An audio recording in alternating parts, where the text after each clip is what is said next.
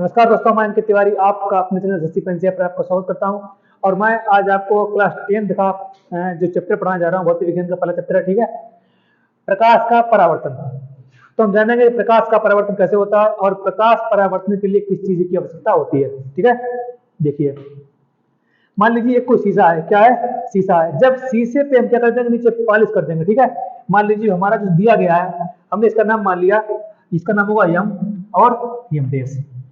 ठीक, तो हमारा जो तल होगा, हमने क्या तल मान लिया, हमने शीशा मान लिया, उसका नाम क्या दे दिया, यम यम डैश। ठीक है, और इस शीशे पर नीचे क्या कर दी, चांदी की पॉलिश या कलई कर दी। ठीक, फिर हमने क्या किया, हमने किया एक प्रकाश की किरण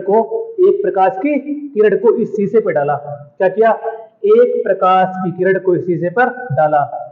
किरण दर्पण से टकराने के बाद क्या हुई, उसी माध्यम में वापस लौट गई। ठीक है, तो जो किरण आ रही है उसे कहते हैं आपतित किरण। क्या कहते हैं? आपतित किरण। और जो टकरा कर जाती है उसे क्या कहते हैं, परावर्तित किरण। जो आएगा उसे क्या कहेंगे, आपतित किरण, जो जाएगा उसे क्या कहेंगे, परावर्तित किरण। ठीक है, अब देखिए इसकी भाषा क्या होगी। जब कोई प्रकाश की आती हुई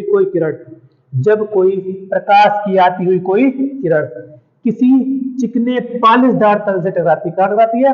जब किसी चिकने पालिशदार तल से टकराती है तो टकराने के बाद उसी माध्यम में वापस लौट जाती है। इस घटना को प्रकाश का परावर्तन कहते हैं। ठीक है, तो जो किरण आ रही है उसे क्या कहते हैं, आपतित किरण।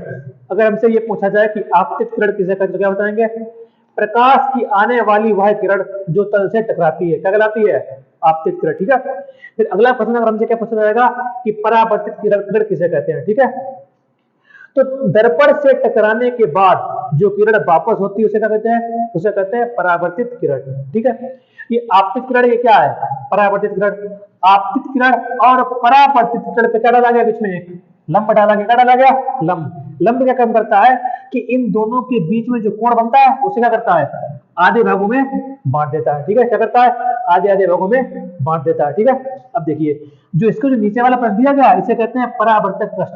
एक ऐसा पृष्ठ जिस पर कोई भी प्रकाश की किरण आकर टकराती है और टकराने के बाद उसी माध्यम में वापस लौटती हुई कहलाता है, एक परावर्तक पृष्ठ कहलाता है। ठीक है, अब देखिए, प्रकाश परावर्तन के दो नियम होते हैं। पहला नियम क्या होता है, देखिए, आपतित किरण, परावर्तित किरण और अभिलंब तीनों एक ही तल में होते हैं। कहां होते हैं, तीनों एक ही तल में होते हैं। देखिए, जो प्रकाश की किरण आ रही है इसका नाम क्या है, इसका नाम है एओ। क्या नाम है, जो किरण आ रही है उसका नाम क्या है, उसका नाम है एओ। ठीक, अब जो किरण जा रही है उसका नाम क्या है, ओबी। क्या नाम है उसका, ओबी। ठीक, जो किरण आ रही है उसका नाम क्या है, एओ। जो जा रही है उसका नाम क्या है, ओबी। अब एओ और ओएन के बीच में क्या बन रहा है, कोण आई। क्या बन रहा है, कोण आई। एओ और एन, मतलब इसे कैसे लिखेंगे, इसे लिखेंगे हम ऐसे, कोण ए कोण एन के बीच में कोण क्या बन रहा है, आई। ठीक, अब देखिए, अब यहां देखना है बी ओ एन, मतलब क्या बन रहा है, कोण बी ओ एन क्या बन रहा है, आर। देखिए कि बाइसेप्ट क्या कर रहा है, मतलब जो लंब पड़ा क्या कर रहा है, इस वाले कोण क्या कर रहा है, बराबर भागों में बांट रहा है। तो जो इधर वाला कोण है क्या है, इसके बराबर है। ठीक है, इसे क्या लिखेंगे, इसे लिखेंगे साइन आई बराबर साइन आर।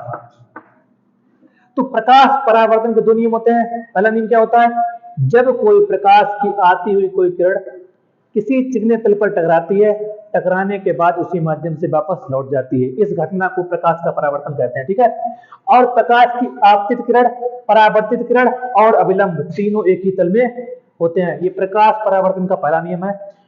आपतित किरण, परावर्तित किरण और अभिलंब तीनों एक ही तल में होते हैं। ठीक है, प्रकाश परावर्तन का दूसरा नियम क्या है, आपतित कोण की ज्या साइन आई, आपतित कोण की ज्या साइन आई और परावर्तित कोण की ज्या साइन आर, और परावर्तित कोण की ज्या साइन आर आपस में कैसे होते हैं, बराबर होते हैं। ठीक है, आपस में कैसे होते हैं, बराबर। यह प्रकाश का परावर्तन। इससे कि आगे की हम जो क्लास होगी उससे हम आगे बताएंगे। ठीक है, धन्यवाद।